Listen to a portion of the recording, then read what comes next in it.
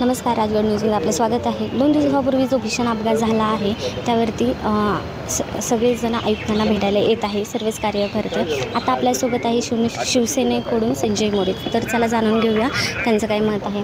तर काय सांगाल सर, 2 दिवसापूर्वी जो भीषण अपघात झाला त्याच्यावर? पुणे हे शिक्षणाचं माहेरघर आहे, पुणे हे सांस्कृतिक शहर आहे, परंतु हे शहर पबचं हब व्हायला लागी काय अशी भीती या पुणेकरांना या ठिकाणी वाटते।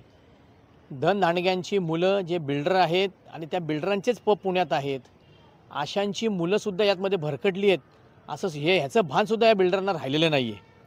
परराज्यातली परदेशातली मुलं यासाठी शिक्षणाला येतात, त्यांचे आईवडील चांगल्या प्रकारचे पैसे त्यांना शिक्षणासाठी या ठिकाणी पाठवतात, पण त्या पैशांचा विद्यार्थी अपव्यय करतात।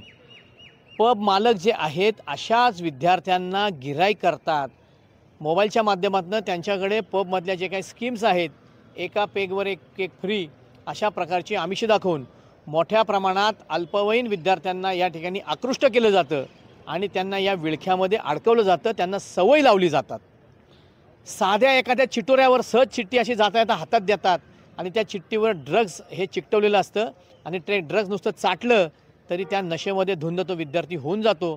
त्याच्यावर दारू पिल्यानंतर त्याच्या मनावर स्वतःचा ताबा राहत नाही, अशा वेळी डेअरिंग मोठी प्रमाणात केली जाते, गाडी चालवण्याचं धारिष्ट्य दाखवलं जातं, ड्रायव्हरला बाजूला बसवलं जातं आणि तुफान वेगाने गाडी पळवल्यामुळे अशा प्रकारचा अपघात या ठिकाणी झाला आणि त्या 2 निष्पाप विद्यार्थ्यांचा बळी या ठिकाणी गेला। त्यांच्या विद्यार्थ्यांच्या पालकांनी शिक्षणासाठी त्यांना या ठिकाणी पाठवलं होतं आणि रस्त्यात साधं प्रवास करताना त्यांच्या अंगावर गाडी घातली गेली आणि ते विद्यार्थी मृत्युमुखी पडले। हे पुण्यात का घडतंय, ही संस्कृती पुण्यात का वाढली आहे, ह्याला जबाबदार कोण आहे? तर इथले स्थानिक लोकप्रतिनिधी जे अशा धंद्यांना अटकाव करत नाहीत, त्यांना सूट दिली जाते। या ठिकाणचं सरकार, त्या सरकारमधले मंत्री या ठिकाणी अनेक धंद्यामध्ये पार्टनर आहेत आणि त्यांच्याच वरदस्तामुळे पोलिसांचे हात बांधले जातात, त्यांना कारवाईपासून रोखलं जातं, म्हणून रात्रभर हा धिंगाणा चालू राहतो। तो रात्रभर धिंगाणा जो चालतोय तो या ठिकाणी बंद व्हावा अशी मागणी आम्ही या ठिकाणी पुणे शहर कमिशनरांकडे केलेली आहे। त्यांनी ती ग्राह्य धरली, त्यांच्यावर कालपासून कारवाई सुरू झालेली आहे। पण आम्ही एक आणखी मागणी लावली होती की मुलाच्या वडिलांना अटक झाली पाहिजे, म्हणजे वडिलांचे जे आपले पालक आहेत त्या पालकांनी आपल्या पाल्यांना अशा प्रकारची सूट देतात, त्यांच्या हातात एवढ्या महागड्या गाड्या देतात, ज्या गाड्यांचं रजिस्ट्रेशनसुद्धा झालेलं नाही आहे, अशी गाडी त्या मुलाच्या हातात दिली आणि तो ॲक्सिडेंट झाला। खरं तर कंपनीवरसुद्धा हा गुन्हा नोंद झाला पाहिजे की ज्यांनी नंबर गाडीवर न पडता ही गाडी बाहेर कशी सोडली गेली। अशा विविध मागण्या आम्ही या ठिकाणी कमिशनर साहेबांकडे केलेल्या आहेत। अनेक पब, अनेक हुक्का पार्लर पुणे शहरामध्ये चालतात, त्याच्यावरसुद्धा कारवाई होणे क्रमप्राप्त आहे।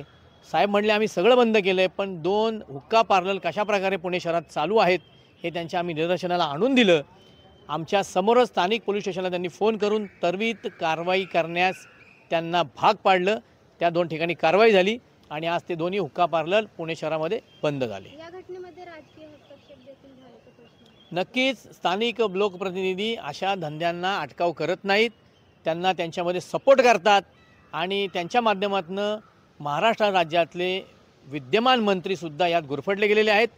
त्यांचा दबाव या पोलीस कमिशनरांवर आणि स्थानिक पोलीस स्टेशनवर राहतो, म्हणून अशा पबवर, अशा पब संस्कृतीवर, उशिरापर्यंत चालणाऱ्या पार्ट्यांवर, पहाटेपर्यंत चालणारी ही दारू पार्टी, ड्रग्स पार्टी याच्यावर अंकुश येत नाही, त्याच्यावर अटकाव येत नाही, म्हणून हे सगळं फोपावलं आहे। ते त्वरित बंद झालं पाहिजे। ते झालं नाही तर दिलेल्या वेळेमध्ये हॉटेल बंद झाली नाही तर असे पब शिवसेनेकडनं फोडले जातील, याची काळजी पब मालकांनी, हॉटेल मालकांनी, ड्रग्ज मालकांनी आणि दारू मालकांनी घ्यावी, नाहीतर शिवसेना हे सर्व बंद करण्यासाठी तत्पर आहे। पाहिलं, शिवसेनेकडून संजय मोरे यांनी पोलीस आयुक्तांशी संवाद साधला आहे आणि पब मालकांना पब बंद लवकरात लवकर करा असा इशारा देखील दिला आहे। वर्षा काळे, राजगड न्यूज, पुणे।